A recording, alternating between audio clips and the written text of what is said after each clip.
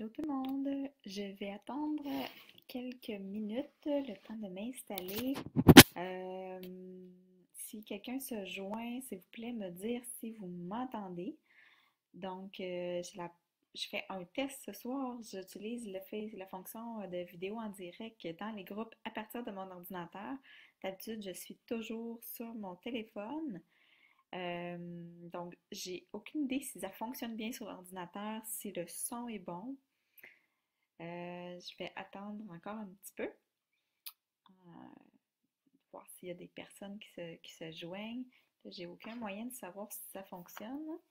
Je vais vérifier sur mon téléphone, voir si je me vois. Ok, ça a l'air de fonctionner. Euh, je, hmm, je sais juste pas.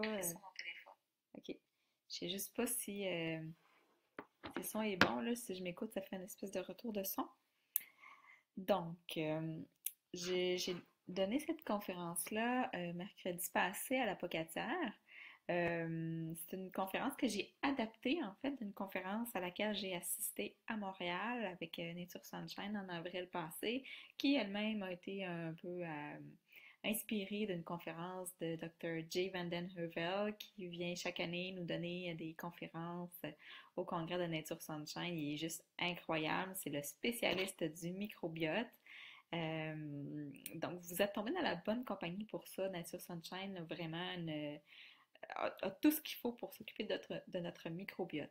Donc, si vous venez de vous joindre à moi, s'il vous plaît, m'indiquez que vous êtes là, m'indiquez si le son est bon, si vous m'entendez bien. Comme j'ai dit tantôt, j'ai fait un test ce soir avec l'ordinateur, puis en même temps, j'ai tendance à ne pas parler trop fort parce que j'ai ma fille qui dort en haut. Euh, Puis en fait, je sais pas trop si elle dort là à tous.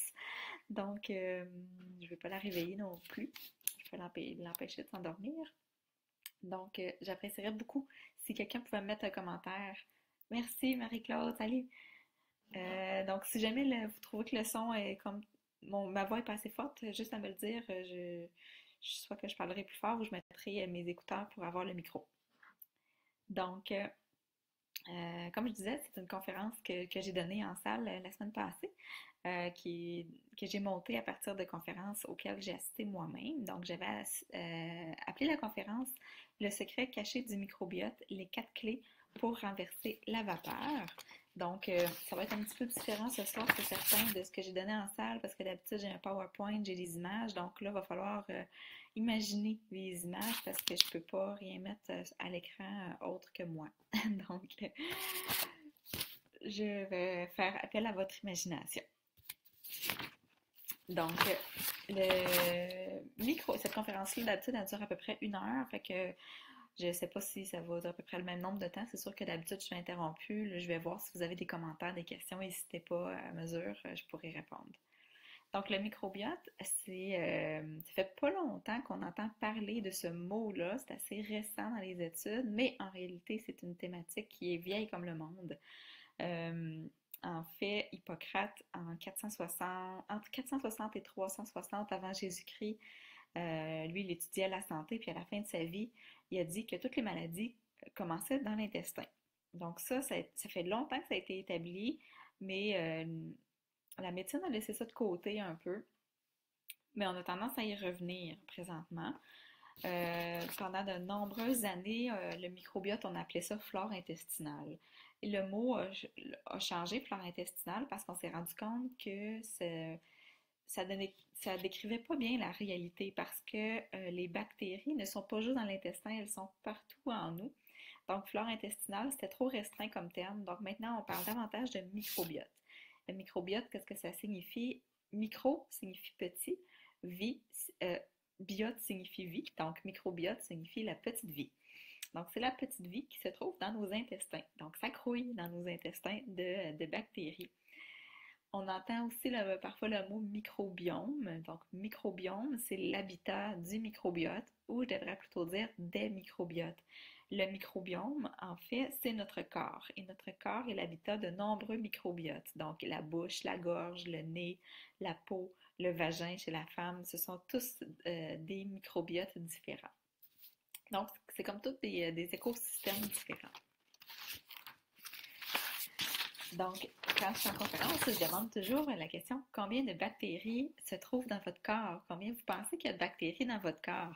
Si vous m'écoutez, vous pouvez me laisser peut-être un commentaire, c'est comme une petite devinette. Combien le nombre de bactéries qu'il y a dans votre corps, qu'est-ce que vous pensez que c'est? Puis là, on parle de bonnes bactéries, de mauvaises bactéries, là, toutes les bactéries confondues. Combien pensez-vous que vous en avez dans votre corps? Je vais attendre de voir s'il y en a qui me répondent. Je pense qu'il y a un petit délai euh, entre le moment où est-ce que je parle et le moment où est-ce que je vois les réponses. Myriam dit 100 milliards. Donc, on va voir s'il y en a d'autres qui essaient de jouer ma petite devinette.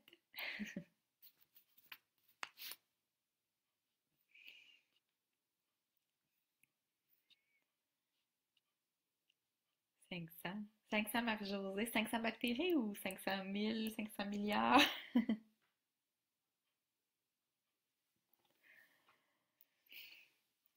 Donc, la réponse, dans votre corps, il y a 3 milliards de bactéries qui proviennent de 6000 espèces différentes. Ça équivaut à une petite voie lactée. Donc, c'est comme si on avait une petite voie lactée dans le corps. Et tout ça, là, 3 milliards de bactéries dans notre corps, ça pèse 4 à 6 livres de poids corporel. Donc, quand on parle de perte de poids, par exemple, ce sont des livres qu'on ne veut et qu'on ne peut pas perdre. Donc, on en a besoin de ces bactéries-là dans notre corps. Donc, il y a 4 à 6 livres, que c'est pas du muscle, c'est pas de la graisse, c'est des bactéries. Donc, oui, ça pèse lourd quand même, 4 à 6 livres. Hein? C'est quasiment la grosseur le poids d'un nouveau-né, dans le fond. Là. C'est pas très loin de ça. Donc, il y a 3 milliards, 6 000 espèces, et les espèces vont varier selon l'endroit dans le corps. Donc, juste dans les intestins, ce ne sont pas les mêmes bactéries qui se retrouvent dans toutes les parties de l'intestin. Vous savez, on a l'intestin grêle, le côlon.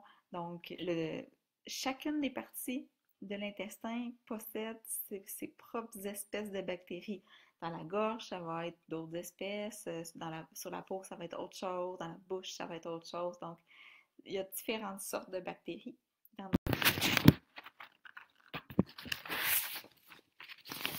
Donc, qu'est-ce qui influence ça, la composition de notre microbiote? Il y a vraiment beaucoup de choses. Hein? Qu'est-ce qui influence le nombre de bactéries qu'on a, le nombre de variétés, où est-ce qu'elles se trouvent, combien on en a de bonnes, combien on en a de mauvaises? Il y a plusieurs facteurs. Donc, le pH de notre corps, c'est-à-dire le taux d'acidité, la température corporelle de notre corps, notre métabolisme, s'il est lent, s'il est rapide, notre foie, le fonctionnement de nos glandes, la glycémie, donc le taux de glucose dans le sang, notre alimentation, donc selon ce qu'on mange, la prise d'antibiotiques dans notre vie, donc si on a pris beaucoup d'antibiotiques, un peu, pas du tout, ça va influencer les bactéries qui se retrouvent dans notre microbiote et plein d'autres choses finalement. Donc, finalement, à peu près tout ce qu'on fait va influencer notre microbiote. Même les émotions vont influencer le microbiote. Donc, le microbiote, il est unique à chaque personne. Il n'y a pas deux personnes qui ont le même microbiote. Et le microbiote, il va changer au cours de la vie. À cause de tous les facteurs que j'ai énumérés, à cause aussi des personnes qu'on rencontre. Donc, si je vous demandais juste, si vous étiez avec quelqu'un, de serrer la main de la personne à côté de vous, juste ça ferait que vous vous transmettriez un à l'autre le 1/6 de votre microbiote personnel. Donc, juste en serrant la main ou en embrassant votre chum, vous transmettez 1/6 de vos bactéries. C'est pas merveilleux? Donc, le microbiote, on a un microbiote à la naissance et il va évoluer au cours de la vie, des premières années de vie surtout. En fait, on dit que le microbiote d'un enfant va commencer à ressembler à celui d'un adulte vers l'âge de 3 ans. Donc, c'est assez rapide. Et c'est ce qui fait que certains adultes ont des problèmes de santé qui proviennent de leur microbiote et qu'en fait, ça trouve leur origine dans la formation du microbiote dans la petite enfance, donc de 0 à 3 ans. Donc, c'est pour ça que des fois, il y a des problèmes qu'on traîne toute notre vie ou c'est pour ça aussi que des fois, il y a des problèmes qui apparaissent soudainement à l'âge adulte, à 30 ans, 35 ans, alors qu'on était en bonne santé, on n'avait pas de prédisposition, mais tout d'un coup, il se met à avoir quelque chose. Des fois, c'était une faiblesse du microbiote qui n'était pas apparente, mais qui était quand même là depuis longtemps. Par exemple, un enfant qui aurait pris beaucoup d'antibiotiques entre 0 et 6 mois, ça se pourrait qu'il soit en santé toute son enfance, toute son adolescence, puis que tout d'un coup, à l'âge adulte, là, il se met à avoir toutes sortes de problèmes qu'on penserait inexplicables. Donc, des fois, c'est ça, ça revient juste, ça vient tout simplement de là. Entre autres, le syndrome du côlon irritable, ça arrive souvent. C'est rare que de jeunes enfants vont avoir le diagnostic du syndrome du côlon irritable. C'est diagnostiqué beaucoup plus tard, les symptômes arrivent beaucoup plus tard, mais souvent, c'est en lien avec la formation du microbiote dès les premières années. Donc, quand il y a un problème dans la composition du microbiote, on appelle ça une dysbiose. Donc, dysbiose signifie déséquilibre du microbiote. De plus en plus, les chercheurs pensent que le microbiote en déséquilibre pourrait causer toutes sortes de problèmes. Donc, il y a de plus en plus d'études qui démontrent ça, qu'il y a un lien entre la dysbiose intestinale et des problèmes comme les maladies inflammatoires intestinales. Donc, on pense au syndrome du côlon irritable, à la maladie de Crohn, aux diverticulites, toutes les maladies comme ça, les intolérances alimentaires, les maladies cardiovasculaires, les infections fongiques et bactériennes, le cancer, l'obésité, le diabète, le syndrome métabolique, les troubles du système nerveux. Puis, ça commence à être urgent de comprendre ça parce que ces problèmes-là sont en montée croissante. Il y a des problèmes comme le diabète, par exemple, qu'on estime que d'ici 2050, il y a une personne sur 3 qui serait diabétique. Donc, c'est vraiment beaucoup. Donc, c'est important de comprendre ça. Marie-Claude qui me pose une question. Est-ce qu'on devrait aller voir par colonoscopie ce qui se passe là? Oui, par colonoscopie, on peut voir certaines choses. Par contre, comme j'ai dit tantôt, dans le fond, on a plusieurs microbiotes, donc on ne peut pas voir ce qui se passe partout. Ça, c'est un des problèmes. On peut aller avoir une petite idée de qu'est-ce qui se passe dans l'intestin, mais on ne peut pas voir partout. L'autre chose, c'est que c'est microscopique, ces petites bactéries-là, et on commence tout juste à les identifier, toutes les bactéries. J'ai dit tantôt qu'il y avait 6000 espèces, mais il y en a encore plusieurs milliers qui ne sont pas identifiées et pas identifiables. On ne sait pas si elles sont bonnes ou elles sont mauvaises. Donc, c'est comme un test qui... j'étais un peu ambivalente parce que oui, ça peut expliquer certaines choses, mais la plupart du temps, la colonoscopie, ce qu'elle fait, surtout dans des cas de syndrome du côlon irritable, entre autres, la colonoscopie, il faut juste confirmer que madame ou monsieur, vous n'avez pas de problème, mais apparemment, vous avez des symptômes, vous n'allez pas bien, donc vous avez le syndrome du côlon irritable. C'est comme un diagnostic passe-partout, étant donné qu'on ne trouve pas le problème. La colonoscopie va quand même parfois, par contre, aller détecter des problèmes comme peut-être les diverticulites, quoique on va le ressentir pas mal. C'est un problème qui fait assez mal.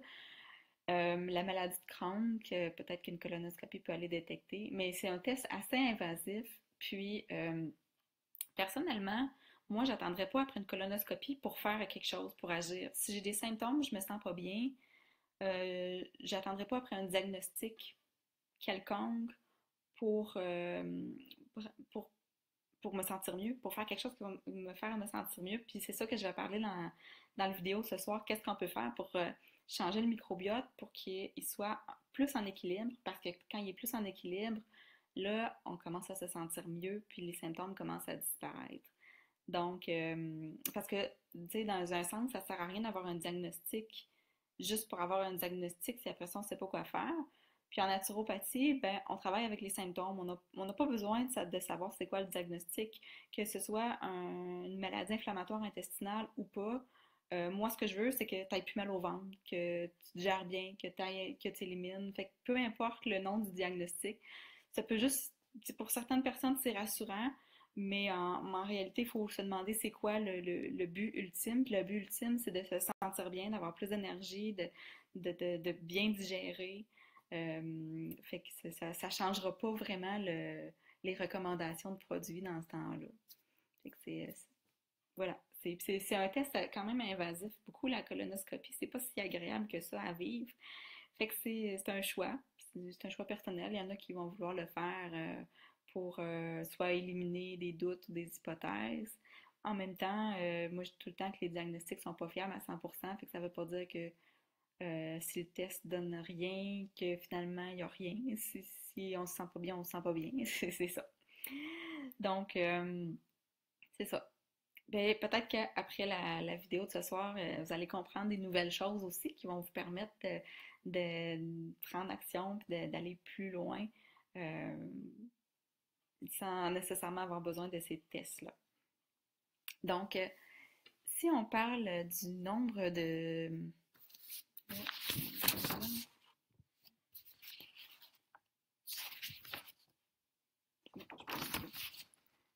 OK.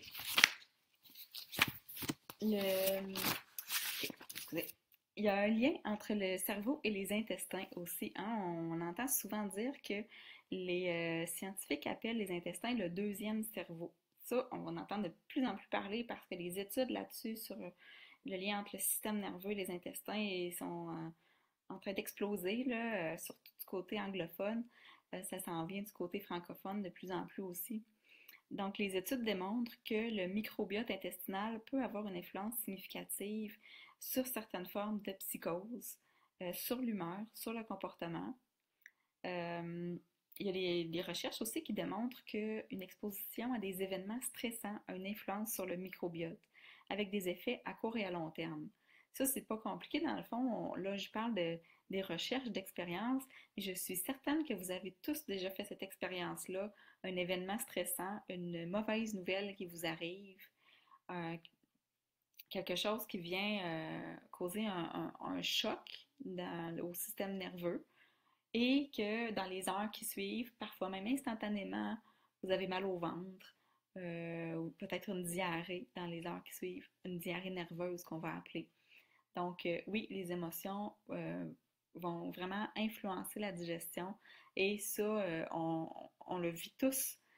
Mais là, les chercheurs l'étudient vraiment, ils disent vraiment, oui, quand il y a une émotion stressante, quelque chose de stressant, le microbiote va réagir. Donc, c'est la composition des bactéries c'est ça qui va réagir dans le fond. C'est ce qui se passe avec nos bactéries et c'est ça qui crée, par exemple, les maux de ventre ou une diarrhée après une émotion difficile. Donc, ces recherches-là aussi démontrent que la dysbiose des bactéries intestinales peut mener à la dépression et à l'anxiété. Donc, il y a un lien de plus en plus clair. C'est, selon moi, ça c'est bien personnel, d'après ce que je lis, mais je pense que c'est entre autres pour ça que les gens qui sont en dépression sur antidépresseurs sont souvent pas capables d'arrêter les antidépresseurs parce qu'ils ne travaillent pas leur intestin en même temps. Donc, on essaie de juste travailler le système nerveux, mais s'il y a une dysbiose dans l'intestin, si on arrête les antidépresseurs, la dysbiose reste là. Donc, elle continue d'influencer le système nerveux. C'est pour ça que c'est si difficile de se sevrer des antidépresseurs. Donc, euh, de là l'importance de considérer le corps comme un tout et non pas y aller système par système. Il y a des recherches sur des animaux aussi qui ont été faites par rapport à ça, qui ont été exposés à une perturbation sociale. Donc, c'était des souris, je pense, on a perturbé leur environnement social et les scientifiques ont vu leurs marqueurs inflammatoires augmenter. Et ça a fait diminuer leurs bonnes bactéries. Donc, le nombre de bonnes bactéries intestinales a diminué après la perturbation sociale. Donc, ça montre qu'on peut les perdre, nos bonnes bactéries, juste par nos émotions. Donc, là, je suis sûre que vous voulez savoir comment on fait pour le changer, ce microbiote-là. Donc, le microbiote, on peut l'appeler aussi le terrain. Donc, comment on fait pour changer notre terrain? C'est un peu comme quand on prend soin d'un jardin, par exemple. S'il n'y a rien qui pousse dans le jardin, à un moment donné, il faut comprendre qu'est-ce qu'il faut faire pour que le jardin soit en santé, la terre soit en santé, puis qu'on ait des bons légumes qui poussent dans le jardin. Donc, il y a 4 étapes. La première, inoculer. La deuxième, nourrir. La troisième, maintenir. La quatrième, nettoyer. Donc, on va faire le tour de ces étapes-là. Je vais vous expliquer c'est quoi. Premièrement, inoculer, quand on parle d'inoculer de bonnes bactéries, c'est-à-dire ajouter de bonnes bactéries dans notre intestin. Donc, l'inoculation des bactéries, elle se produit dès la naissance grâce aux bactéries qui sont présentes dans le vagin et l'anus de la mère. C'est pour ça qu'on parle tant de l'importance de l'accouchement par voie basse parce que le bébé est exposé aux bonnes bactéries qui sont présentes dans le vagin de la mère. Si le bébé naît par césarienne, là, il y a une petite différence. Il est automatiquement exposé aux bactéries qui sont dans l'air, dans la salle d'opération. La première personne qui va prendre le bébé, ça va être le chirurgien. Habituellement, un médecin, les infirmières qui sont là. Donc, même s'ils ont des gants, même s'ils ont un environnement le plus stérile possible, ça reste que ce sont les premières bactéries auxquelles le bébé né par césarienne est exposé. C'est pour ça que c'est vraiment important que le bébé soit le plus rapidement possible déposé sur sa mère. J'ai dit qu'on avait un microbiote sur notre peau, on a des bactéries sur la peau aussi. Donc, en faisant du peau à peau ou en allaitant le bébé, la mère va transmettre de ces bonnes bactéries. Mais ce ne seront pas les mêmes que si le bébé était passé par la voie vaginale, hein, parce que les espèces changent selon l'endroit dans le corps. Donc, oui, il peut y manquer certaines bactéries. C'est pour ça qu'on dit souvent que les bébés nés par césarienne sont plus fragiles aux infections. Euh, ils n'ont pas, pas eu l'inoculation de bonnes bactéries. Donc, c'est encore plus important que ces bébés-là puissent avoir des bons probiotiques. Le pot à peau est vraiment important pour ces bébés-là. Ensuite, le microbiote va s'adapter au type d'alimentation. Donc, le bébé nourri au sein va avoir une plus grande quantité de bactéries et une plus grande diversité de souches de bactéries par rapport à ceux qui sont nourris au lait artificiel. Donc, ce ne sont pas les mêmes bactéries que le bébé, parce que l'intestin va produire ses propres bactéries. Hein? Donc, les premières souches intestinales vont être des bactéries qui peuvent métaboliser le lactose qui est reçu. Donc, soit le lactose du lait maternel, soit le lactose du lait de vache, qui n'est pas pareil. Donc, l'intestin va s'adapter, il va dire, ah, tiens, c'est ce type de lactose-là que je reçois, donc je vais fabriquer ce type de bactéries-là. Les bactéries les plus utiles en prévention, ce sont évidemment les bactéries qui sont fabriquées pour assimiler le lactose du lait maternel. Les bactéries qui sont produites pour métaboliser le lactose du lait artificiel, leur principal rôle est de métaboliser le lactose du lait artificiel. Donc, ils n'ont pas une action très importante en prévention si on parle de santé. Mais elles permettent de digérer le lait que le bébé reçoit. Si on parle d'allaitement mixte, le bébé reçoit les deux types de lait. À ce moment-là, ben, le microbiote va s'adapter aux deux types et va produire les deux types de bactéries. Donc, les souches vont être un petit peu plus variées. Donc, vous savez qu'on a plusieurs types de probiotiques chez Nature Sunshine. Je vais en parler davantage dans une autre formation que je ferai à un moment donné, vraiment juste sur les probiotiques. À ce soir, je vais vraiment me concentrer plus sur le côté microbiote. Donc, je vais vous parler, par contre, des fonctions des probiotiques, à quoi ça sert. Parce que là, j'ai dit que l'inoculation se faisait dès la naissance, puis par l'alimentation. Mais on a aussi la possibilité de prendre des probiotiques. Donc, les probiotiques sont une autre forme d'inoculation qu'on peut faire toute notre vie. Donc, à l'âge adulte, si on veut avoir des nouvelles bactéries, si on veut diversifier les souches qui sont présentes dans notre microbiote, on va se tourner vers les probiotiques.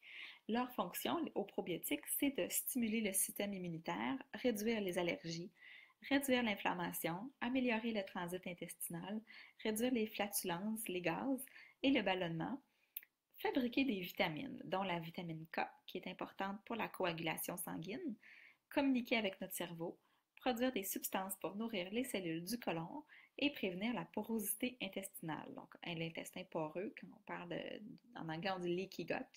Je vais peut-être en parler un petit peu plus loin. Donc, les probiotiques ont toutes sortes de fonctions, sont vraiment importants après 55-60 ans. Pourquoi? C'est que le contenu de la flore intestinale en bonnes bactéries, à partir de cet âge-là, la fin de la cinquantaine, le contenu, les bonnes bactéries vont réduire, leur nombre va diminuer automatiquement. Donc, ça entraîne moins de résistance aux agents pathogènes extérieurs. Donc, les gens, quand on arrive à la fin de la cinquantaine, c'est encore plus important d'aller chercher des bons probiotiques parce que là, on en a moins de façon naturelle. Euh, donc,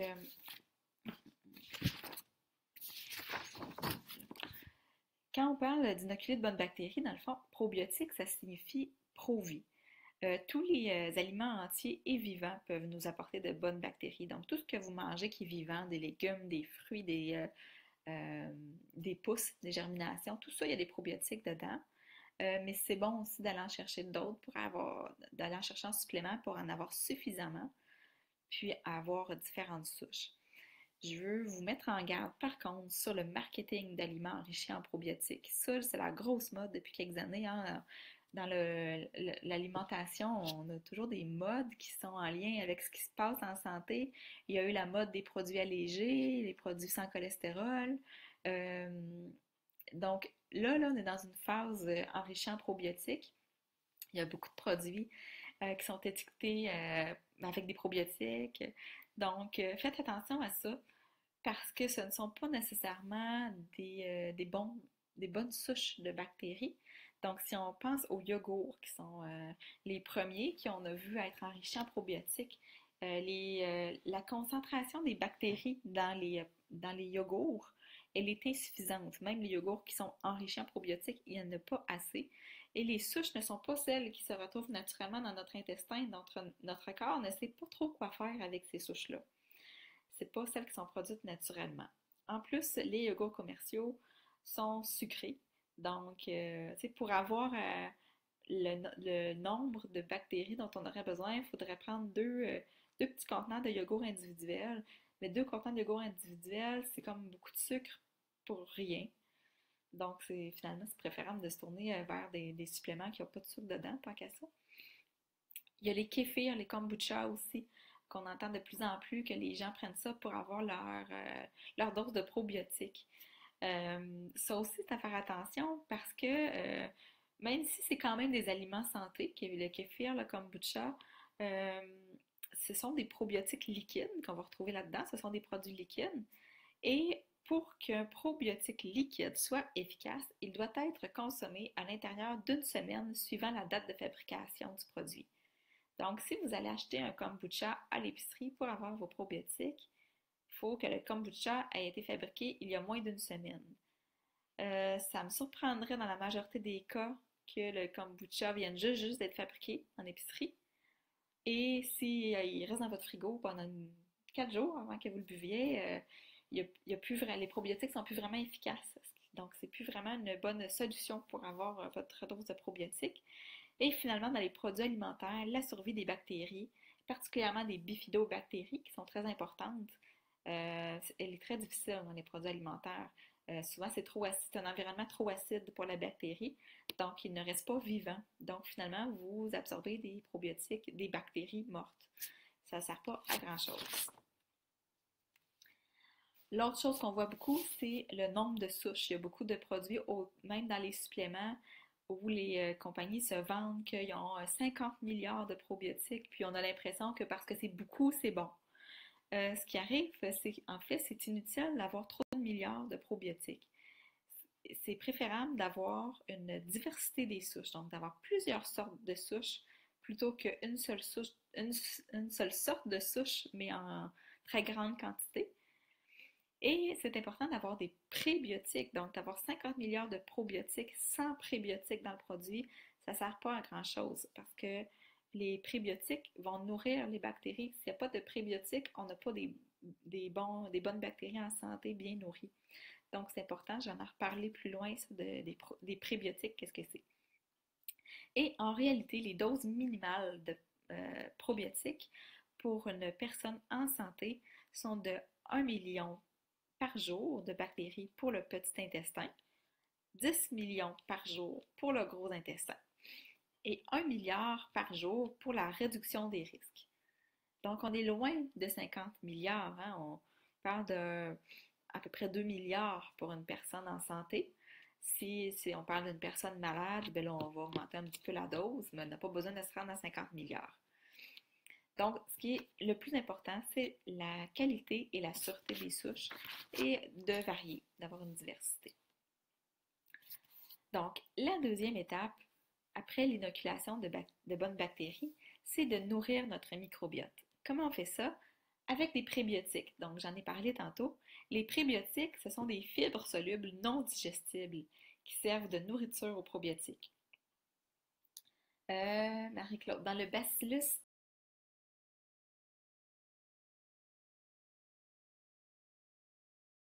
et dans Bacillus, il y a une seule souche, mais c'est pas pour rien. Il y a une raison pour ça. Puis là, j'ai dit que ça vous prend une diversité de souches, mais c'est comme après une certaine étape, dans le fond. Il y a la raison pour que le bacillus coagulant, il y a juste une souche. Tu vas comprendre tantôt, je vais parler d'une image, dans le fond, de l'aquarium, puis tu vas comprendre à ce moment-là pourquoi il y a des probiotiques qui ont juste une souche comme ça, alors qu'il y en a d'autres qui ont plusieurs souches. Donc, il y en a à différentes étapes, mais c'est ça, probiotique 11, il y a 11 souches, donc il y en a vraiment beaucoup. Donc, nourrir notre microbiote avec des prébiotiques, c'est ça, c'est des fibres solubles. Si vous regardez sur les étiquettes des suppléments de probiotiques, vous allez voir des mots comme FOS, qui signifie fructo-oligosaccharide, inuline. Ça, ce sont des mots des ingrédients qui vous indiquent qu'il y a des prébiotiques dans votre produit. Il y a aussi des aliments qui en contiennent, des prébiotiques. Donc, comme la chicorée, le blé, l'ail, l'oignon, la banane, etc. Dans les poudres de protéines de Nature Sunshine, je pense que dans toutes les poudres, il y a des prébiotiques qui ont été ajoutés.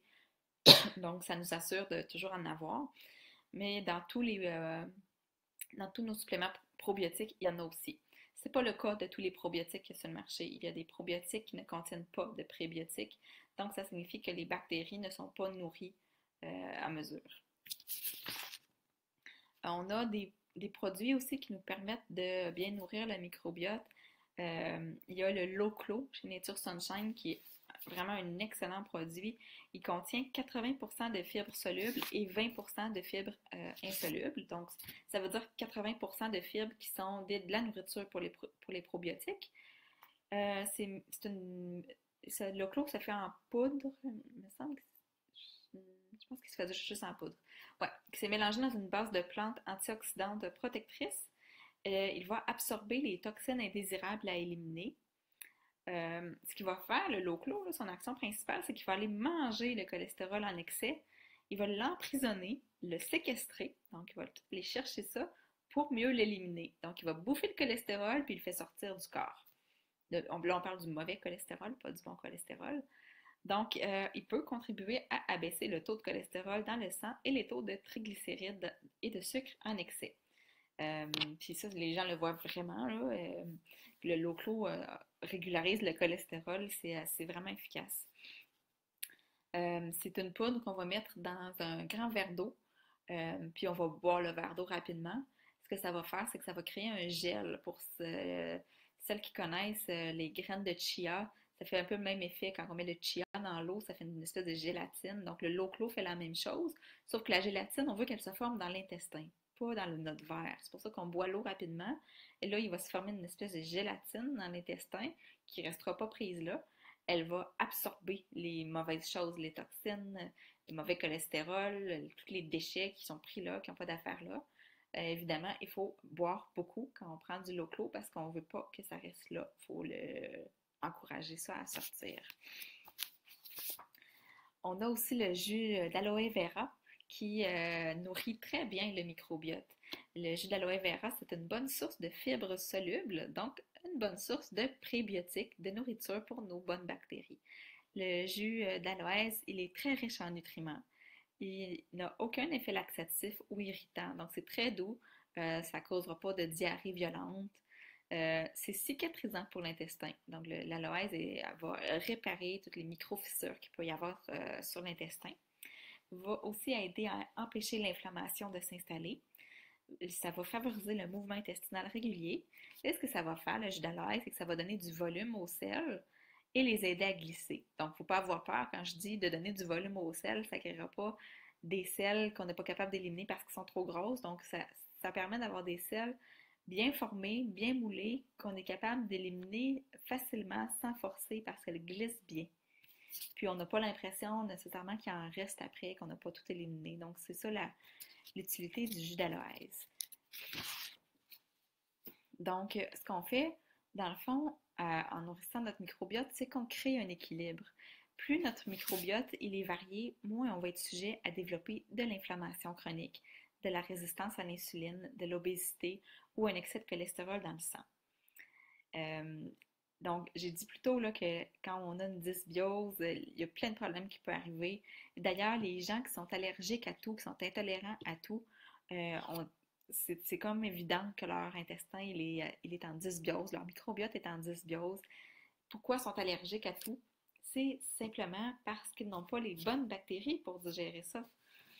Donc, leur intestin n'a pas compris de comment créer les bonnes bactéries pour digérer ces aliments-là. Donc, il faut aller changer ça.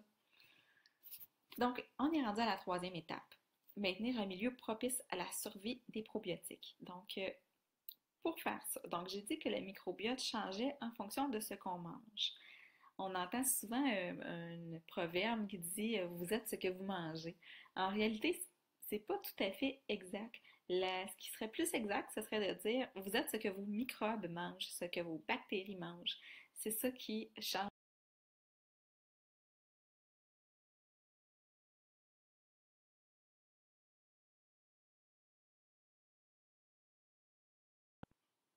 Bon, j'espère que vous ne m'avez pas perdu trop longtemps. Ça m'a dit que la connexion était comme trop faible, puis ça essayait de se reconnecter. Donc, j'espère que ça ne l'a pas coupé de votre côté.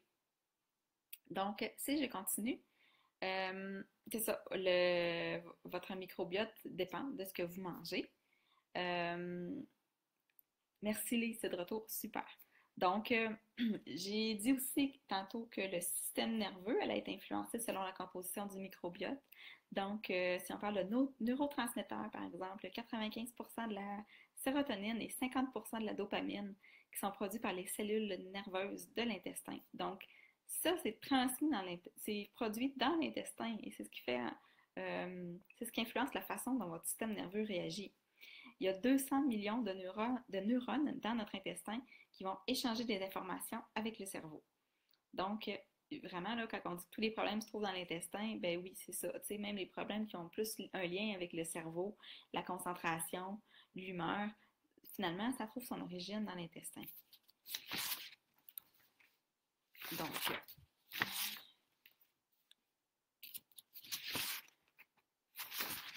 j'en arrive à...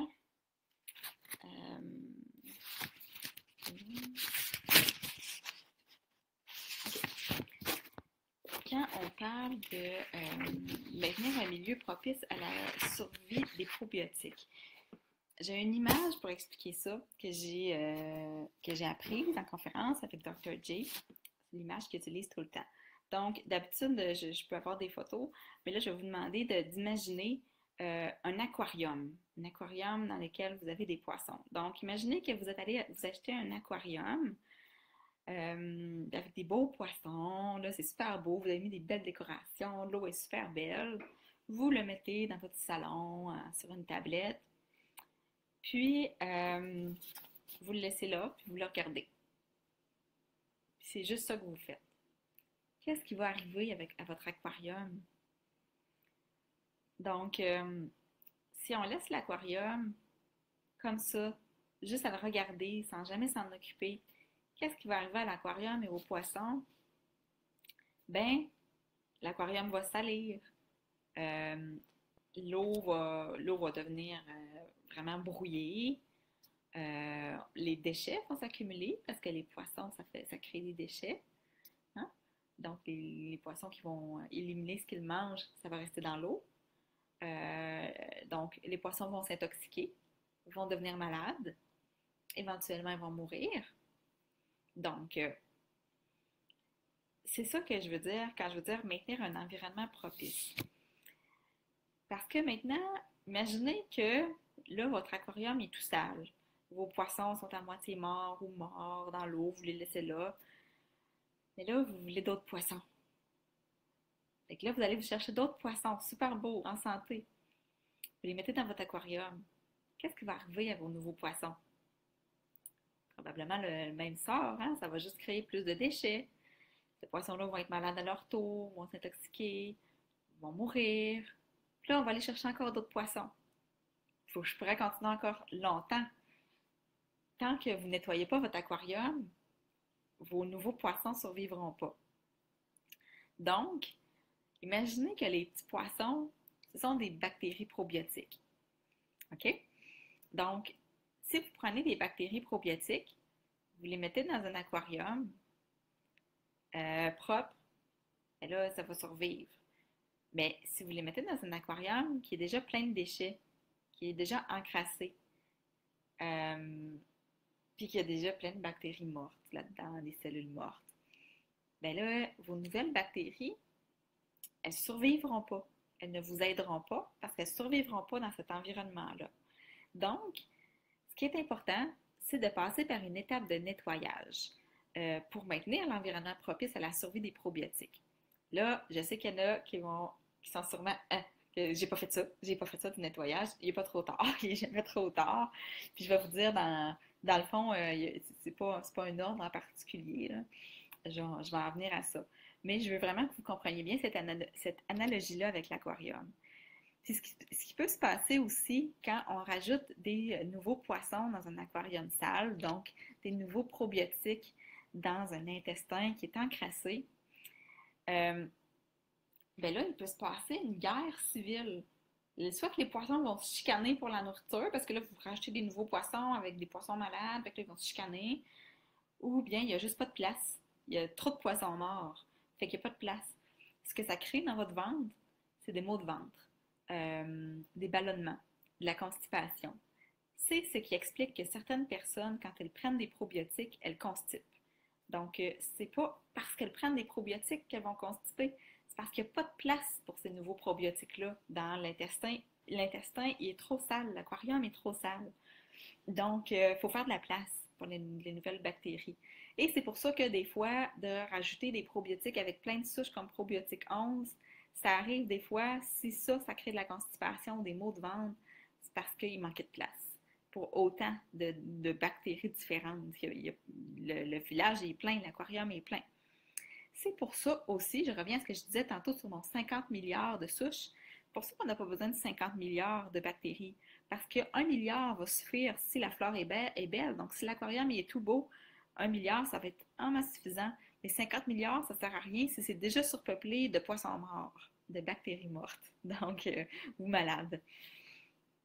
Euh, donc, c'est ça. Ce qu'on veut dans votre intestin, c'est comme créer un bel aquarium, tout propre, équilibré, avec un pH. L'eau est équilibrée, on veut que votre intestin ait un pH équilibré, qu'il n'y ait pas de toxines, que les déchets soient éliminés à mesure, qu'ils ne restent pas dans l'aquarium, dans l'intestin. Donc, ça revient à comme faire le nettoyage de votre aquarium une fois par semaine ou plus, changer l'eau quand elle est sale. Ça revient à ça, dans le fond. Si vous avez des problèmes en prenant des probiotiques comme de la constipation, des ballonnements, c'est signe que vous avez grandement besoin de réparer votre intestin et de faire du nettoyage.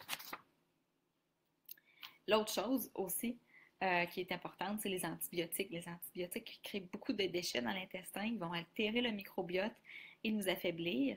L'usage répété d'antibiotiques peut causer un changement permanent dans l'intestin.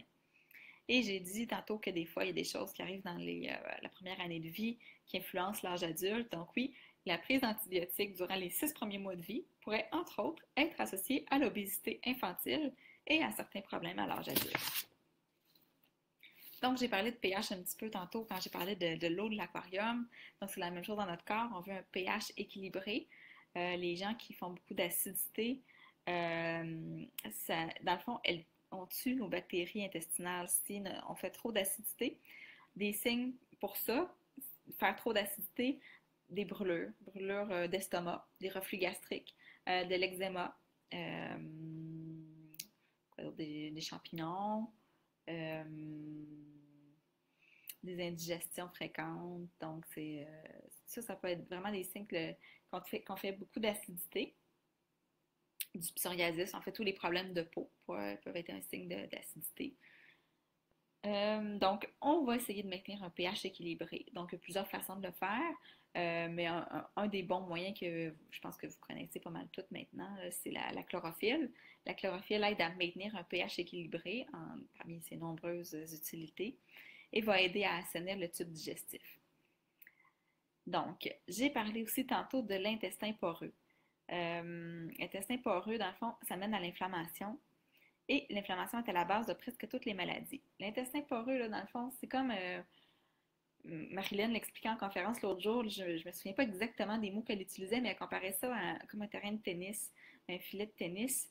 C'est comme s'il y avait des trous dans l'intestin et qu'il y a des molécules, au lieu d'être qui restent dans l'intestin, elles passent à travers les parois de l'intestin et s'en vont directement dans le sang. C'est par exemple ce qui arrive avec l'intolérance au gluten. Quand on a un intestin poreux, les molécules de gluten passent à travers les parois de l'intestin, passent à travers les petits trous qui sont dans l'intestin, donc c'est comme des petites fissures. La molécule passe là et se retrouve directement dans le sang et le sang, il ne sait pas quoi faire avec cette molécule-là, donc il réagit. Donc c'est ce qui se passe avec l'intolérance au gluten. Tandis que si euh, la molécule elle reste dans l'intestin et qu'elle est bien digérée là, ben là, elle va être éliminée, elle ne causera pas de problème.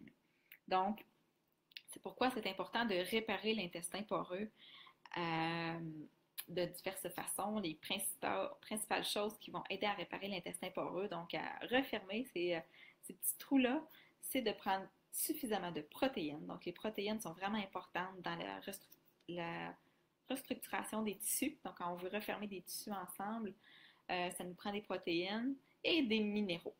Donc, c'est une étape importante, réparer. Dans le fond, c'est comme si on faisait des rénovations dans notre corps afin de le rendre plus solide.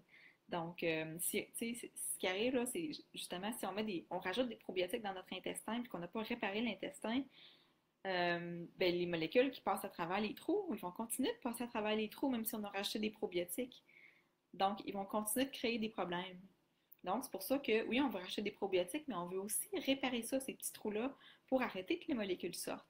Donc, on va vraiment aller chercher des minéraux, entre autres minéraux liquides essentiels, qui est super utile, ou on peut prendre des suppléments comme un multivitamine et minéraux, par exemple, des choses comme ça. Le tonic minéral chi contient beaucoup de minéraux aussi dedans. En fait, c'est les mêmes que dans minéraux liquides essentiels, c'est juste qu'il y a des plantes chinoises qui sont ajoutées aussi. Des protéines aussi vraiment importantes, donc on peut aller en chercher dans l'alimentation, mais si on n'en prend pas assez dans l'alimentation, et c'est le cas de beaucoup de personnes, euh, on peut aller les chercher en supplément, ces protéines-là. Donc, quand on n'arrive pas à bout de nos problèmes de santé, là, souvent c'est ça, il y a une étape dont on ne s'est pas bien occupé. Il y a quelque chose qu'on n'a pas réparé peut-être.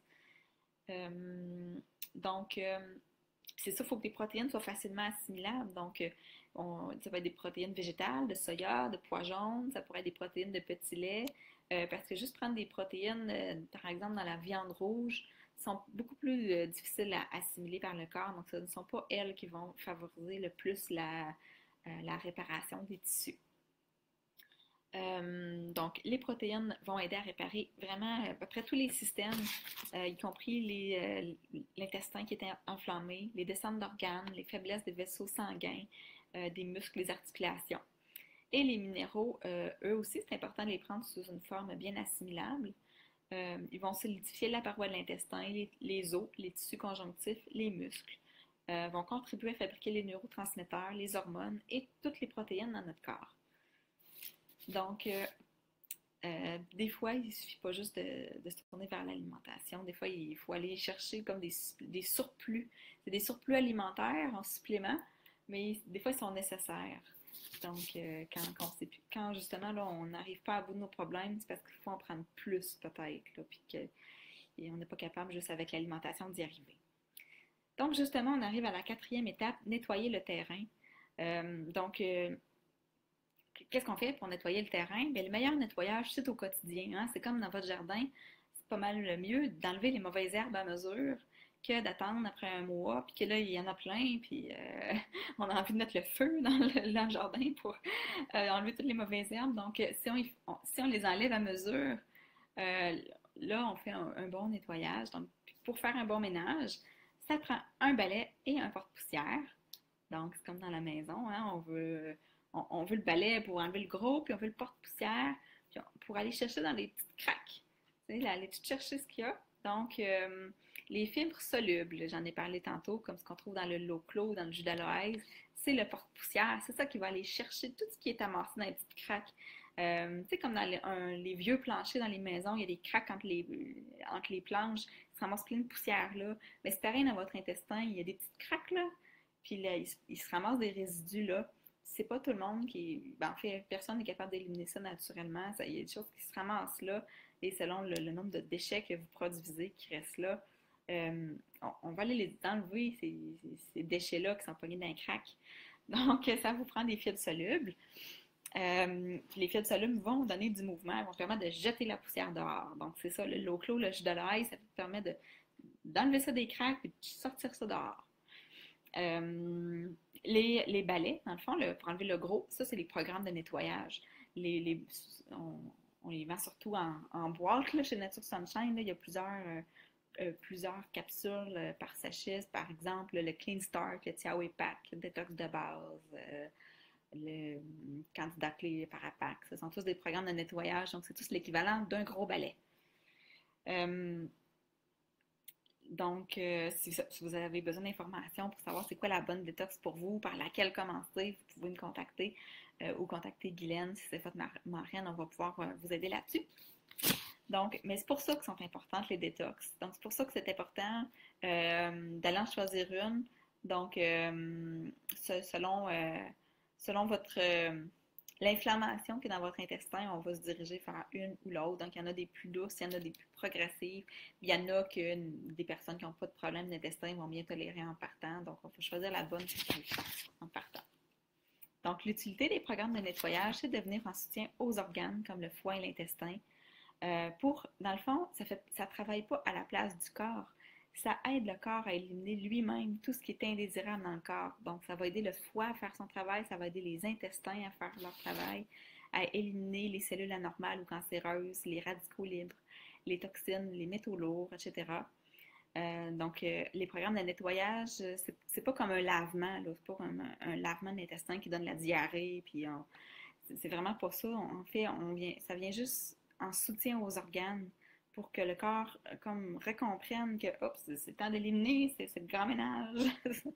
Donc, c'est ça. C'est pas censé être violent. Si c'est violent, c'est que soit que c'est pas la bonne détox pour vous, ou soit que vous devez baisser à la dose minimum. Des fois, il y a certaines boîtes qui vont dire prenez 3 sachets par jour. Pour beaucoup de monde, c'est trop. Ça veut dire baisser à 1 sachet par jour. Le Clean Start, par exemple, c'est 2 sachets. Il y en a qui vont le faire 1 sachet par jour. Ils vont le faire plus longtemps, mais 1 par jour. C'est ça qu'ils tolèrent. Donc, c'est important d'y aller avec ce que l'on tolère. Pas, et non pas tolérer une douleur ou une diarrhée. Là, ça, c'est pas un bon programme de nettoyage. Est-ce que c'est possible en allaitant, Myriam? La plupart des programmes de nettoyage ne le sont pas. Par contre, il y a certaines choses qu'on peut quand même faire en allaitant de façon plus douce. Là. On va y aller vraiment avec, par exemple, il me semble que le jus d'aloès, il n'y a pas de problème à le prendre en allaitant. Il faudrait que je vérifie. Là, enceinte, on ne peut pas, mais en allaitant, il me semble que c'est correct. Donc, le jus d'aloès peut nous servir de porte-poussière. Puis, on pourrait y aller avec quelque chose un programme de nettoyage assez doux pour pendant l'allaitement. Là, c'est ça, il faut y aller avec quelque chose le plus doux possible et qu'il n'y ait pas de plantes contre-indiquées pendant l'allaitement. C'est sûr qu'avec des très jeunes bébés en bas de 6 mois, je ne suis pas très chaude à l'idée parce que le foie du bébé n'est pas encore assez mature pour ça. Puis, l'autre chose aussi, c'est que faire des nettoyages, ça prend. Il ne faut pas être fatigué, hein? C'est comme faire le nettoyage dans votre maison, là, faire le grand ménage du printemps, là. On ne fait pas ça si on est brûlé. Fait que c'est pareil avec les programmes de nettoyage. Si on est fatigué, puis c'est pour ça que l'allaitement me fait penser à ça, souvent quand on allaite, on se sent fatigué. Mais si on est fatigué, c'est peut-être pas le temps de faire un gros programme de nettoyage. On va vraiment y aller avec le minimum. Mais quand on va avoir fini, quand l'allaitement peut être terminé, là, on peut y aller avec un bon nettoyage. Euh, Marc-Claude, est-ce que c'est nécessaire de prendre un gros balai ou si on passe le porte-poussière tous les jours, ça marche? En fait, c'est un peu comme dans votre maison, moi je dirais. Tu sais, je pense qu'on a toute cette tendance-là, une ou deux fois par année, à vouloir faire un gros ménage, vider les armoires, tu sais, vraiment les nettoyer, se débarrasser de ce qu'on n'a plus de besoin. Tu sais, dans le garde-robe, il y a des vêtements qu'on porte plus, on veut s'en débarrasser. Fait que, tu sais, je pense qu'on fait tout ça une fois par année. Fait que pour le corps, c'est un peu la même chose. Le faire une ou deux fois par année, un gros ménage, c'est bon. Sauf s'il y a trop de fatigue pour ça. Si on est trop fatigué pour faire le gros ménage, on va se tonifier avant. On va remonter ça. Euh, ou si on est malade, c'est pas le temps de faire une détox, là. Euh, si, S'il y a de l'inflammation dans l'intestin, comme le côlon irritable, là, je vais y aller avec quelque chose de doux, là. Tu sais, un gros balai, là, mais on va y aller très doucement. On va prendre la plus douce possible. Et le reste du temps, on peut passer le porte-poussière. Ça va fonctionner comme jus d'aloès, le Loclo. Il y a le nouveau produit Purify qui va sortir, là, il va être en vente le 22 juin. Je vais vous en reparler très, très bientôt. Je viens d'écouter le webinaire avant-hier qui en parlait. Ça, c'est un super produit. Et c'est un produit aussi, là, il me manque certaines informations, mais le Purify, à ce que j'ai compris, serait un bon produit pour commencer avec justement les gens qui ne peuvent pas faire tout de suite le gros balai, là, qui ont besoin d'un porte-poussière, qu'il faut y aller doucement, puis qu'il y a de l'inflammation intestinale. Le Purify serait un bon produit pour commencer ça, y aller doucement, puis éventuellement, on sera capable de faire quelque chose de plus gros parce qu'on va bien le tolérer. Fait que ça, je vais vous en reparler, mais je pense que ça va être très intéressant justement pour ça, y aller avec c'est comme un compromis dans le fond.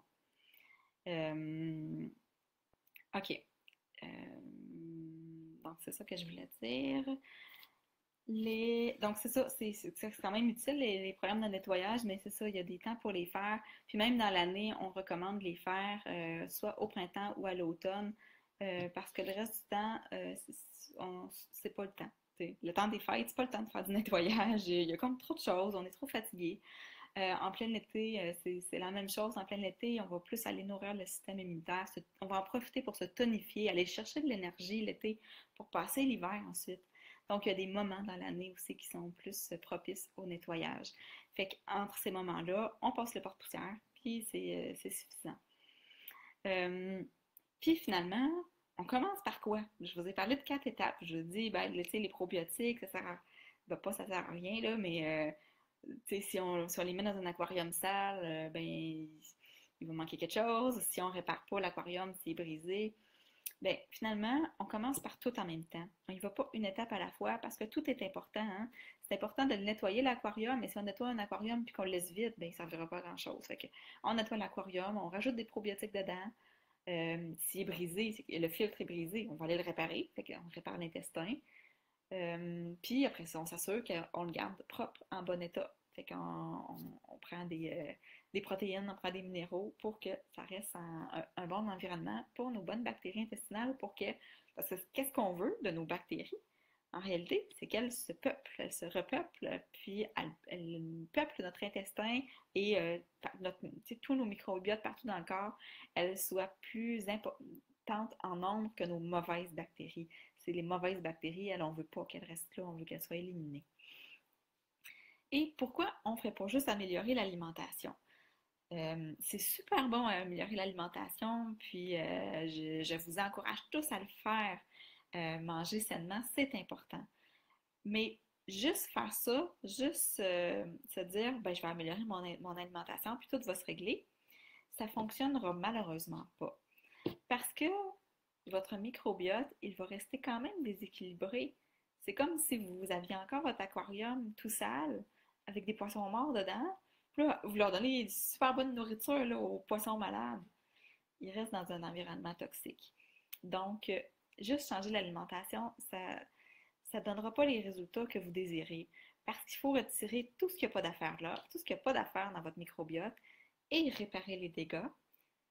Mais la bonne alimentation, elle va être utile parce qu'elle va permettre de garder un environnement sain, de garder un environnement où les bonnes bactéries vont aimer habiter et se reproduire, puis qui n'attirera pas les mauvaises bactéries. Donc, c'est ce qui va permettre de maintenir les résultats que vous allez obtenir, on va les maintenir à long terme, justement avec une bonne alimentation.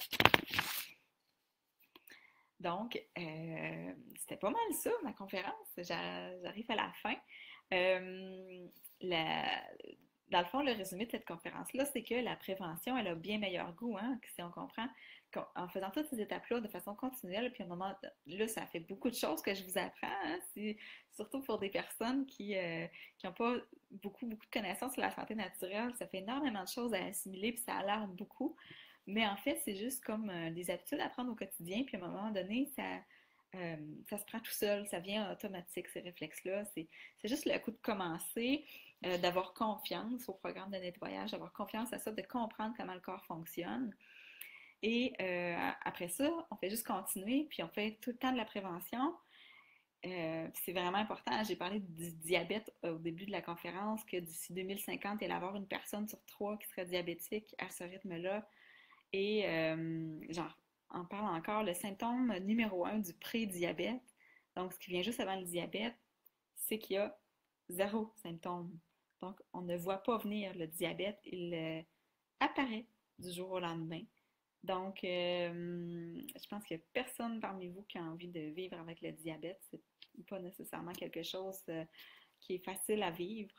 Donc, pour éviter ça, ben, en faisant toutes les 4 étapes que je vous ai mentionnées, en intégrant ça à votre quotidien, vous faites une excellente prévention. Et je termine sur une citation de Dr. J. Vanden Heuvel, notre conférencier vedette qui vient souvent à nos congrès annuels chez Nature Sunshine. Il avait terminé cette conférence-là sur le microbiote en disant « Je vous souhaite de ne jamais connaître la maladie que vous prévenez. » Donc, c'est ce que je vous souhaite. Faites de la prévention pour ne jamais connaître les maladies. Donc, si je peux vous éviter de vivre certaines maladies, on ne sait pas lesquelles, mais si je peux vous les éviter avec les informations que je vous ai transmises ce soir, je vais être très contente. Donc, si vous avez des questions à la suite de cette vidéo-là, si vous voulez me parler en privé, ça va me faire plaisir de vous répondre. Peut-être pas ce soir parce qu'il commence à être tard. Je vais aller me coucher bientôt, mais demain, ça va me faire plaisir de vous répondre. Puis, si vous regardez cette vidéo-là, il va être sur le groupe. Donc, si vous connaissez des personnes que ça pourrait intéresser qui sont sur le groupe, n'hésitez pas à les taguer. Ça va me faire plaisir de répondre à leurs questions. Puis, je vais vous revenir très bientôt, probablement d'ici la semaine prochaine, pour vous faire une vidéo sur le nouveau produit Purify qui va être en vente le 22 juin. Enfin, je dis 22 juin, mais c'est une date approximative encore. C'est ce que Nature Sunshine espère comme date de mise en marché. Mais c'est vraiment en lien avec tout ce que je viens de dire ce soir. Donc, je vais vous en reparler pour que vous puissiez bien comprendre ce produit. Donc, merci Myriam, très intéressant. Merci Marie-Claude. Merci, je suis contente que tu aies trouvé ça intéressant et que c'était pas trop compliqué à comprendre. Merci Lise. Donc, merci d'avoir été là avec moi. Je suis tout le temps contente d'avoir une audience quand je fais des vidéos comme ça. Fait que oui, on se reparlera en privé, Marie-Claude. Donc, je vous souhaite une bonne nuit si vous m'avez écouté en direct et à la prochaine pour une autre vidéo. Puis n'hésitez pas si vous avez des suggestions, des questions précises que vous aimeriez que j'aborde en vidéo. Faites-moi la suggestion. Moi, j'aime ça faire des vidéos puis de vous parler comme ça. Fait que ça va me faire plaisir de travailler sur des petites vidéos comme ça si vous en voulez d'autres. N'hésitez pas à me faire des suggestions. Bye bye!